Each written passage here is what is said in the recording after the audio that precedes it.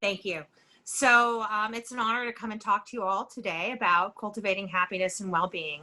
I'm a licensed psychologist with a practice here in Plantation, and the field of positive psychology was just blooming when I was graduating from my doctorate program about 20 years ago.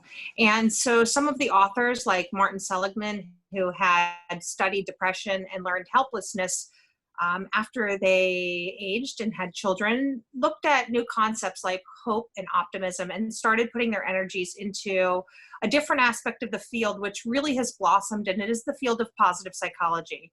And it moved us as a field from focusing on syndromes and disorders and symptoms towards strengths and values and virtues, and looking at sustainable ways to cultivate our well-being. And so I'm super excited to be able to share some of this with you. Some facts on happiness and life satisfaction. You know, they say that money can't buy you happiness. And that's pretty true, except for at a basic level. If you do not have enough money to provide for your basic safety, security, roof over your head, warmth, and nutrition, then it is strongly associated with lower life satisfaction. So living below the poverty level and not having enough means to provide for your basic needs is known to be correlated with lower life satisfaction. However, beyond that, above a real poverty level, and all the way up to extreme wealth, there is very little correlation with life satisfaction after our basic needs are met. So going from we've met our basic needs all the way up to billionaires, there's really not much difference in life satisfaction. Surprisingly, or not very surprisingly, marriage is robustly correlated with life satisfaction, with 40% of married versus 24% of single people describing themselves as very happy. So it's a pretty strong correlate. Another interesting thing is the presence of negative emotions does not exclude the presence of positive emotions. And so they're on two different continuums. It's not like a single continuum where depression's over here and happiness is over here. There's a depression meter and a happiness meter, and they fill separately. Life satisfaction is a little bit correlated with age, and it goes up slightly with age, and it peaks around age 65. So this is kind of interesting because you're about as happy at 85 as you are at 45, and 95 at 35. So peak satisfaction runs around age 65. Our experience of positive emotions does decline slightly with age, while our experience of negative emotions is pretty consistent and stable over our lifetime. However, the intensity with which we experience emotions declines over life. And if you think about it, the peaks and the valleys of a lifetime in our emotions set the gauge for intensity. And so by the time we've reached a more mature age, we have had greater peaks and valleys for which to gauge our current experience. And all of our senses kind of dull over our lifetime, and our emotions are no different. Our physical health, interestingly enough, objectively, your blood pressure, your weight, your diabetes is not correlated and not a predictor for life satisfaction. However, your subjective experience of your health, how healthy you perceive yourself to be, are strong predictors of life satisfaction.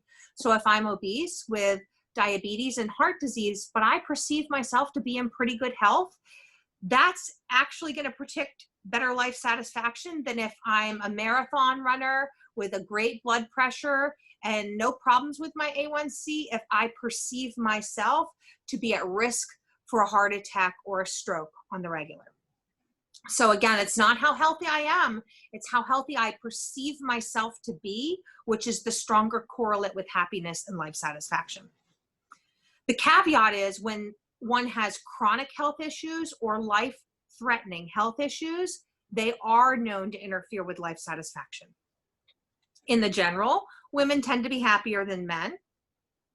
Education, race, climate, and culture are not significantly correlated with life satisfaction. And I find that interesting in the intersection we're in between race and culture in this moment. And we know that institutionalized racism and microaggressions towards people of color occur and contribute to feelings of distress. However, in spite of that, there is not a lower level of life satisfaction or lower levels of happiness in those populations. So while it does, again, remember, positive and negative emotions are on different scales. So it increases their level of distress and their experience of distress in life, but it does not take away from their enjoyment of life and their satisfaction in life. Religious people regularly have somewhat happier and more satisfied lives than non-religious people, and I'll speak to why I think that's true later. And the happiness associated with positive events, weddings, promotions, good things happening, wears off in about 3 months. So that doesn't create a long-lasting happiness. But we know that happiness in general is associated with a longer lifespan, greater heart health, and many other physical health outcomes.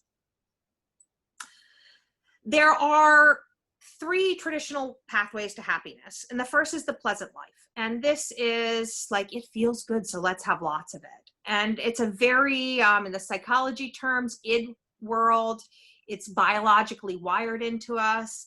Infants prefer harmonious and melodious noises as opposed to off pitch and out of tune. They prefer soft textures as opposed to rough ones, sweet tastes as opposed to bitter ones, nice temperatures as opposed to the colds or the hots and extremes. And so biologically, we are wired towards seeking pleasure.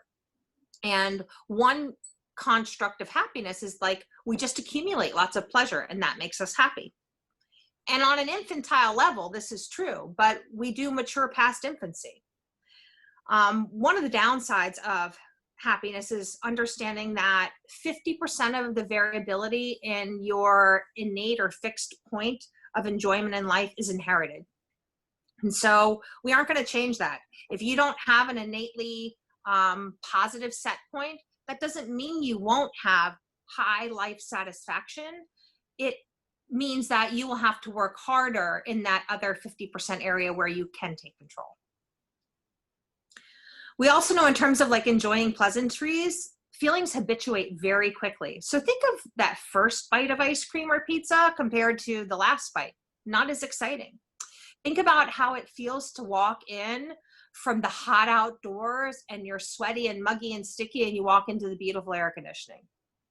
Now, once you're inside the air conditioning for very long, you forget to appreciate how beautiful it feels. Last week, I lost my air conditioner for 27 whole hours. I definitely appreciated the value of air conditioning, particularly the first night I had it back. But now I'm kind of used to it again. And when I walk in my house, I don't think, thank God my air conditioner is working today, because I'm used to it working. And this is that habituation of enjoyment of feeling. So what we enjoy is great and pleasures, but we get used to them so fast that we need more than that to really make us happy. And that's that second level, the good life. And the good life is more beyond pleasures, it's to the wants now. And it focuses on getting the things in life we want or achieving the goals in life we want. It's about tapping into our flow. And flow is that point in life where you lose everything else, you're engaged in some task, and it's just literally flowing. You're not in pain, you're not attending to anything outside of that moment. It could be in a game of solitaire, it could be cross-stitching, gardening, running, it could be running numbers and doing a spreadsheet. Everyone has a different activities that put them in flow, but the act of being in flow is a moment of oneness that is associated with feeling good and happy. I mentioned Martin Seligman earlier, and he is one of the founders of positive psychology, and he and some others developed a manual of strengths and our signature strengths. And I'm going to go over what those are in a little bit, but knowing your strengths, and I include a link on how to identify your specific signature strengths, when you act with your strengths, it increases your flow in life. You feel better because you're using your innate talents. Additional things that make us feel good in the moment are increasing our gratitude, engaging in love, work, and play in ways that are consistent with your strengths. And these bring about authentic happiness, real feel good in the moments. In terms of those strengths, they organized strengths according to different character virtues. And the first of them is wisdom and knowledge. And this includes strengths like being creative, curious, open-minded, enjoying learning, and having a wise perspective. Another area of virtue is courage. And this includes strengths like bravery, persistence, integrity, and vitality. The third area of character is humanity. This includes strengths like love, kindness, social intelligence. The fourth character area is justice. It includes strengths like good citizenship, fairness, and leadership. The fifth is temperance, and this includes strengths like forgiveness and mercy, humility and modesty, prudence, and self-control. And the final area of values is transcendence, and it includes strengths such as appreciation of beauty and excellence, gratitude, hope, humor, and spirituality. And these are all of the strengths, and finding your signature strength is easy and free. You may have identified with one or more of the words that I read. I hope you did. But if you take this quiz online, and again, I'm not associated, I don't get any benefit from it, but you will from finding out what your signature strength is and your top strengths are. And when you identify those, then using those in your day-to-day life and being aware that you're using your strengths increases your feelings of goodness. And now the final pathway to happiness, and this is more associated with well-being, and this is called the meaningful life. This is being part of something bigger than just ourselves. It's about feeling socially connected. It's about developing a narrative for ourselves that makes sense of why we're here and how we fit into this universe. It's about experiencing awe and wonder. And both of those feelings make us feel humble with a greater appreciation of something larger than ourselves. Think about viewing a mountain, a double rainbow, a hurricane. These things make us keenly aware of the vastness of our universe and how small we are in comparison. Knowing those signature strengths again and using them in service to something bigger and larger than yourself.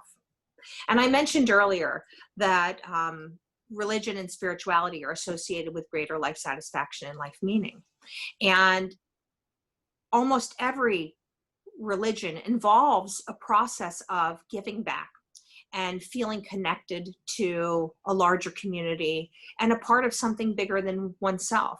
And we see that those feelings, those beliefs, and those actions are associated with having sustainable well-being and meaningful lives. And religion is certainly an area that endorses and practices those behaviors. It is not a requirement. You can engage in spirituality, but the repetition of being part of something bigger than yourself, keeping that in your mind and giving away of yourself provides sustainable well-being. I included some words of positivity that reflect past, present, and future. Past positivity includes being satisfied, content, fulfilled, proud, pleased, serene, gratified, and at ease. Present positivity includes happiness, joy, calm, zest, ecstasy, pleasure, euphoria, and feeling carefree. And positivity for the future includes optimism, hope, trust, faith, confidence, expectation, conviction, and belief. I've included the life satisfaction scale, and for those of you who can't see, there's a 7-point Likert scale, and I'm going to review it. There's 5 quick questions, and this was used to determine satisfaction with life and is a good gauge for yourselves. So the rating scale is a scale from a 1 to 7, and it's a continuum. You can pick any number between 1 and 7, with 1 representing strongly disagree, 2 representing disagree, 3 slightly disagree. 4 is neutral, neither agree nor disagree. 5 is slightly agree. 6 is agree. And 7 is strongly agree. So again, it's a 7-point scale where 1 is strongly disagree, 4 is neutral, and 7 is strongly agree. And if you'll rate these 5 questions on that 7-point scale, number 1 is, in most ways, my life is close to ideal. Again, from 1 to 7, with 1 being strongly agree, 4 being neutral, and 7 is strongly agree, 1 is strongly disagree. In most ways, my life is close to ideal. Number 2, the conditions of my life are excellent. The conditions of my life are excellent. Number 3, I am completely satisfied with my life. Number 3, I am completely satisfied with my life. Again, 1 is strongly disagree, 4 is neutral, 7 is strongly agree.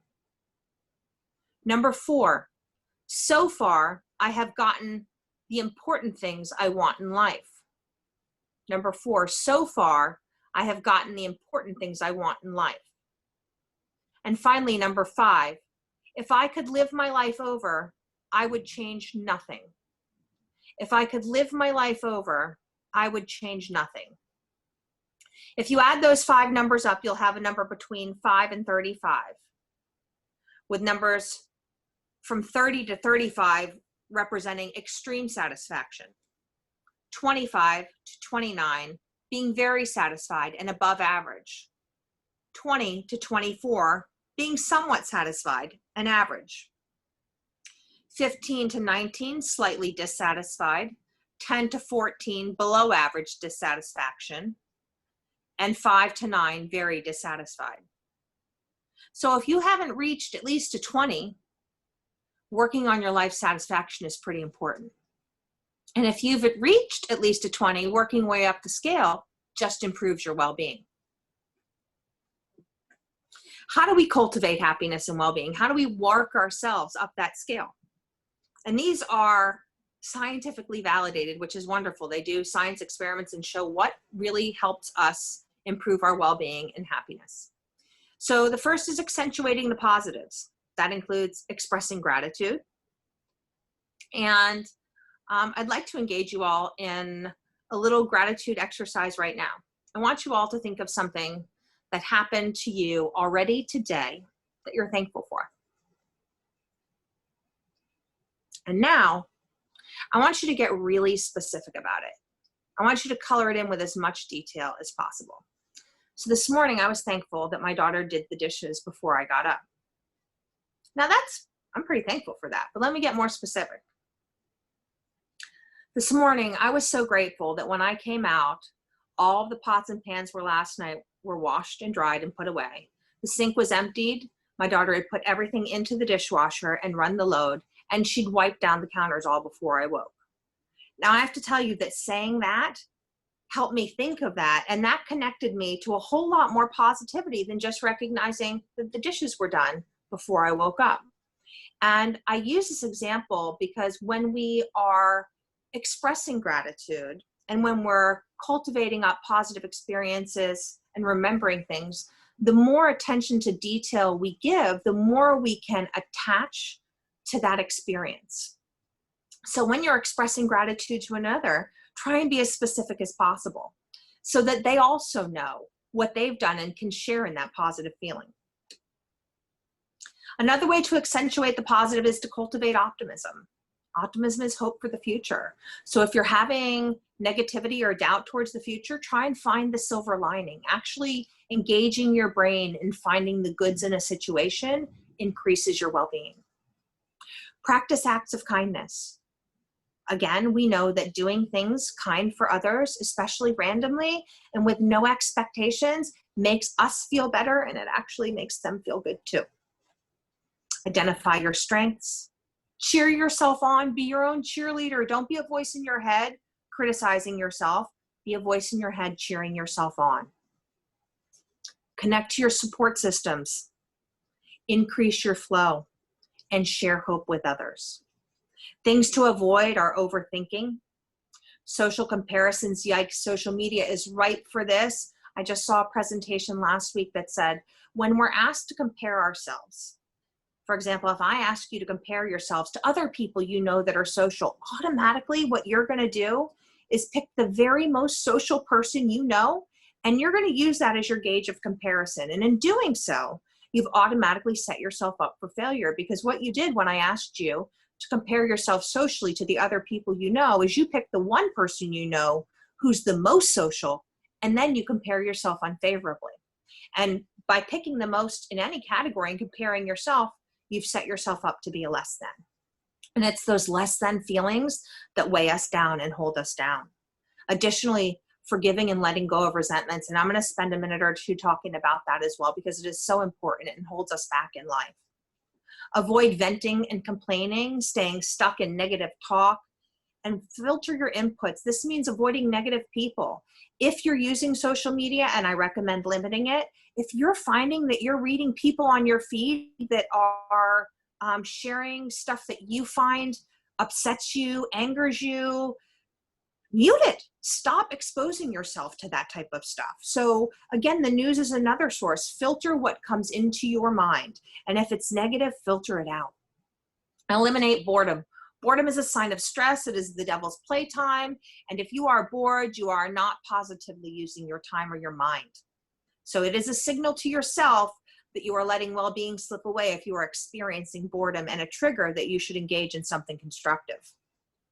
Challenge that inner critic. Remember, I said be your cheerleader, don't be that critic. Sustainable well-being comes from habituating health.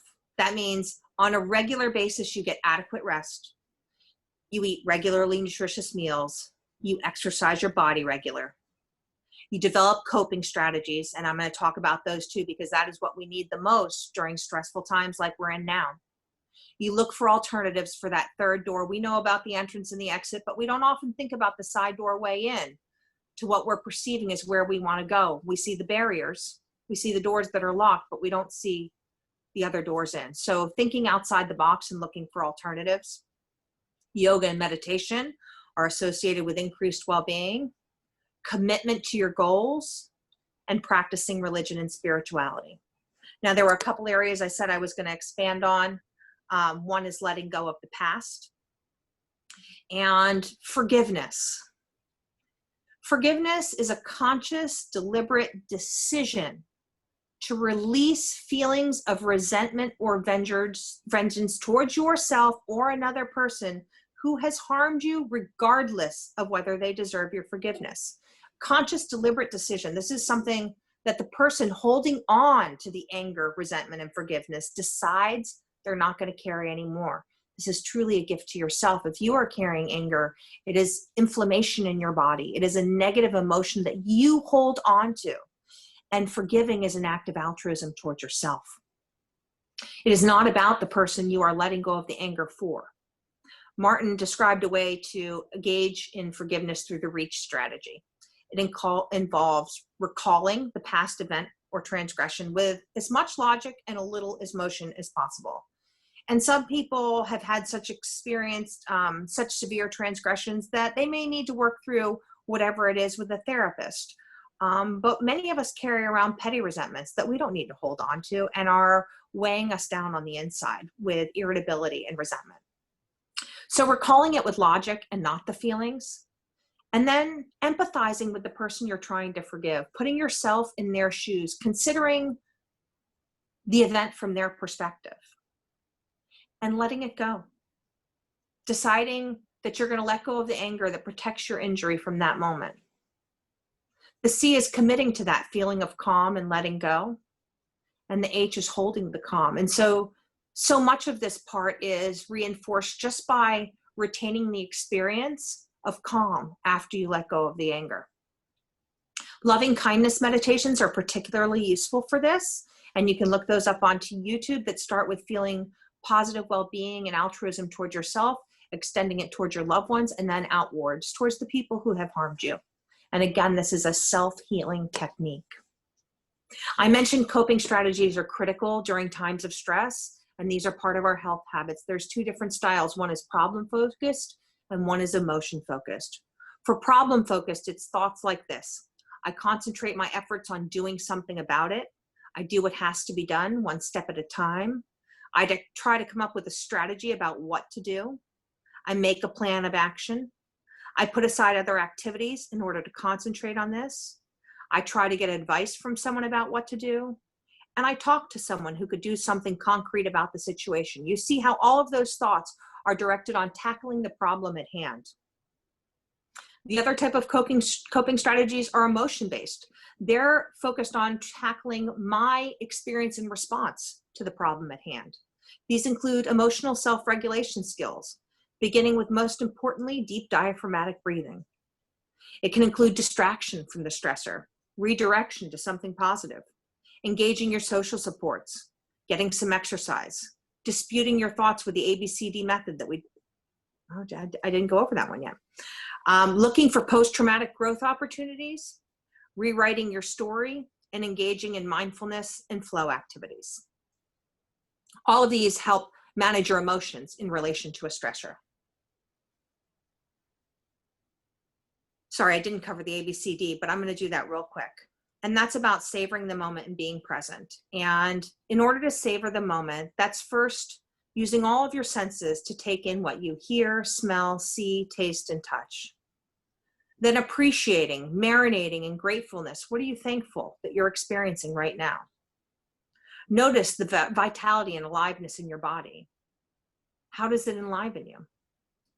Open your heart and wish yourself and others well.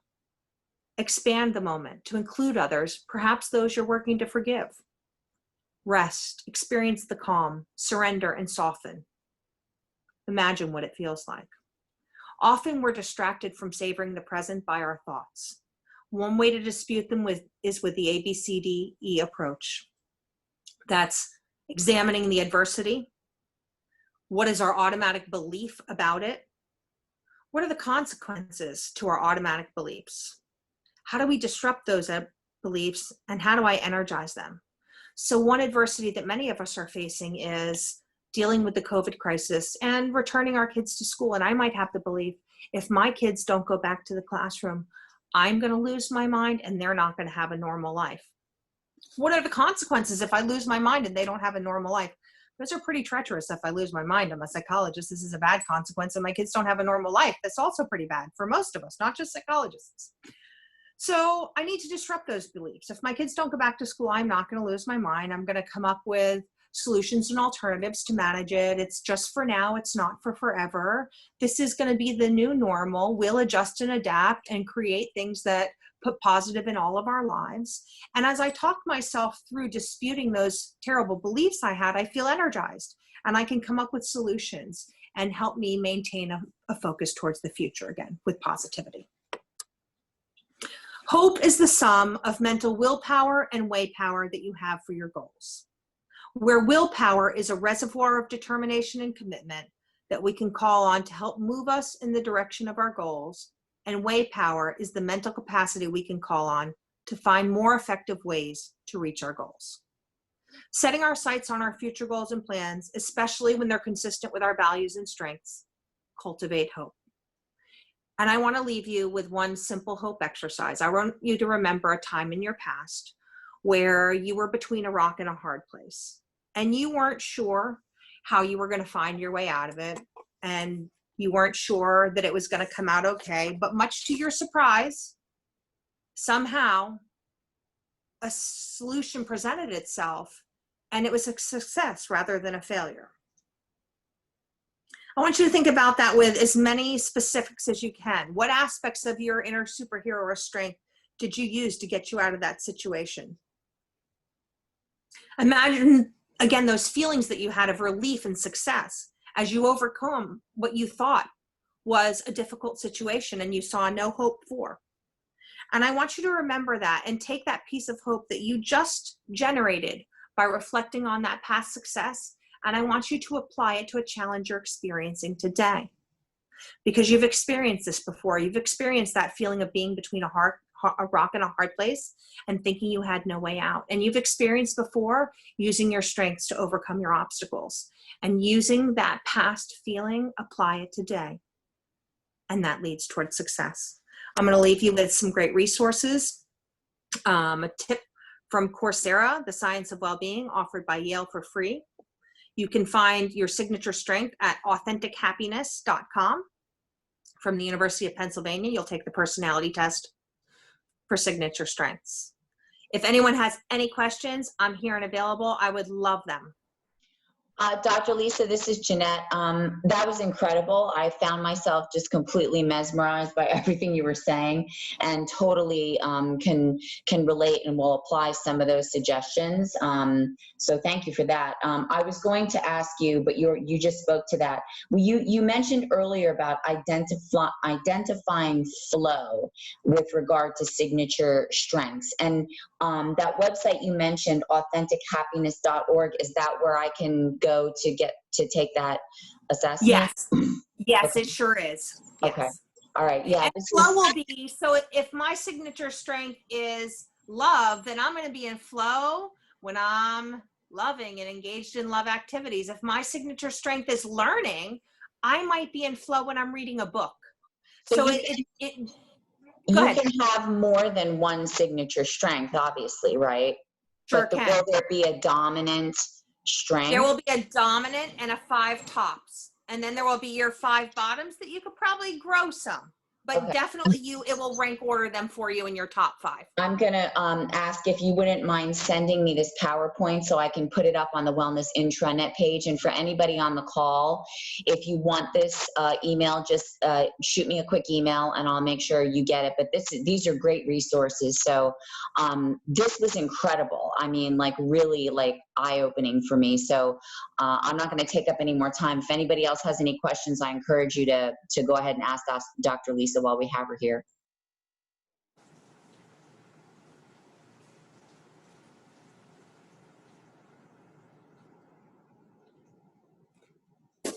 All right, we have no questions. I thank you. I hope everyone enjoyed it. I hope you'll find your flow, tap into hope. I did record this session, so we will likely have this uploaded to the wellness webpage over time. And Lisa, I'll make sure you get a copy of this if you're interested in this. But this was very, very helpful, and we did have several participants on the line. Again, some people may not feel comfortable asking questions in this format, and I get that. So Dr. Lisa's contact information is on this PowerPoint, so be sure to reach out to me if you want to correspond with her offline. But again, you know, you never cease to amaze me with the information that you bring, and it could not be more appropriate. This was wonderful. So thank you so much. And we look forward to having you back here. I think you're scheduled again next month. So thank you so much, Dr. Lisa. Really appreciate you. Thank you. Thank you, everyone. Have a great day. You too. Bye-bye. Bye-bye.